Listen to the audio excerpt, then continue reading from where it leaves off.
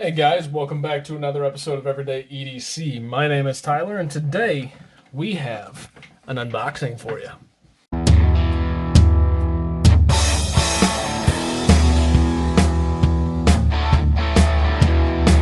I have an unboxing for you. I have several unboxings to do today. As you know, I'm doing them all in separate videos, and I have no idea what's in any one of these. I actually forgot what 90% of the stuff that I have coming in. My unboxing knife is the Off Grid Knives Badger. I just did a comparison on the Badger and the Doris. Excuse me. The one thing that I just noticed that's really frustrating, it has a lot of detent rock, which is frustrating. Like, I gotta tear this apart and see if I can clean that up. I don't know why that is, but it just started today from my knowledge, but... Alright, that has my address and stuff on it. I'm assuming this guy's like me and had a bunch of trades to do. But this, ladies and gentlemen, is... Ooh, I've been really stoked on this, guys. This is the Spyderco Domino. Yeah, or the Domino 2, I think. One of the very few Spyderco flippers. Very cool. Carbon fiber, carbon fiber. I don't know if this is a laminate. Kind of looks like a laminate. Carbon fiber laminate with G10, and then a titanium on the other side. Very, very cool. Blade centering, perfectly centered. It has a decent weight. Now, I think I traded my Canis for this, my Spyderco Canis. So I might have, I'd taken a step back, or, kind of an even trade realistically. As you guys know, I wasn't a fan of the Canis, and the Domino has been something that I've really been looking at for quite some time. I've been thinking that it's really, really cool looking design. It reminds me of a different style Manix 2, and I'm just stoked to get it in. So, without further ado, here is our first flip. Nice. The action on it's pretty darn good. The flipping action's pretty good. It is not a drop shut, and I think part of that problem... no, it's just tight. There's no back and forth, no up and down. This is a Taichung Taiwan design. And yeah, the ergonomics are almost that of the Manix 2. It's very reminiscent of the Manix 2, and this feels like something that I am really going to enjoy carrying.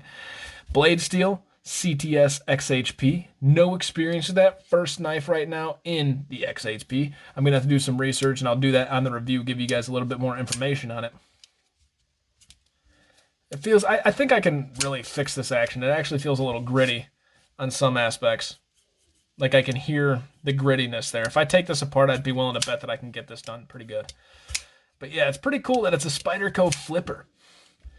So, as usual, let's do a quick cut test. I know this is a secondary knife, but that's all right. We can still do cut tests. And wow, that felt... This is on par with one of the sharpest knives that I've had out of the box. I have to do some research to say if he sharpened it or somebody else did, but kudos to whoever sharpened this. It is, look at that. Like, just stupid. And there's a difference when you're cutting paper to get like something where there's no, no ripping of the paper. It's all just cuts. And then there's a difference when you hear it but don't feel it. And this is one of those that I hear but don't feel. So let's take a look at the overall fit and finish. And this is a Spyderco Taichung Taiwan is the manufacturer, so or where it was manufactured. So you know that Taichung Taiwan is one of the best Spyderco manufacturers that there are, facilities anyways. And that's kind of hard to say because China kind of comes out with the budget stuff. We kind of just say blah to China.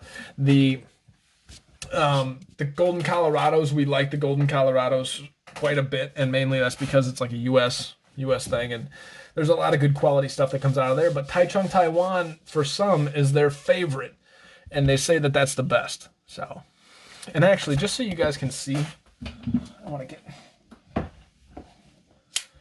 Here is my Manix 2.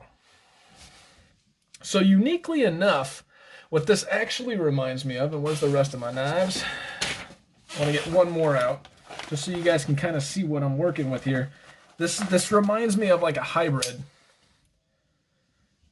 No, not as much of that one as I thought. I was going to say it kind of reminds me of more of like a native blade, but maybe it's just the way I have the blades. It kind of reminds me more of like the native style blade shape, but with the Manix I mean, look at that. Like, the ergonomics are virtually the same in the choked up position, and actually, they're not much different. It goes in, comes around, and it comes down. The only difference is this kind of locks you in the bottom, whereas this just kind of lets you go. So in hand, that feels good. In hand in my Mannix, I don't know which one feels better. They're very much on par with each other. Now, this isn't a comparison. This is just to give you guys like a reference of what I'm looking at. And part of the reason as to why I really wanted to experience this knife. That's all I got. This is the unboxing of the Spyderco Domino. Very, very cool. I'm glad I did a trade, and trading's kind of the way I'm getting my content right now. It saves on money. It's a little bit more difficult than getting directly what you want, but I can get a bunch more content by trading a bunch more knives. So, Spyderco Domino, my name is Tyler. This is Everyday EDC. You guys stay sharp, stay safe, and have a great freaking day, guys. Thanks for watching.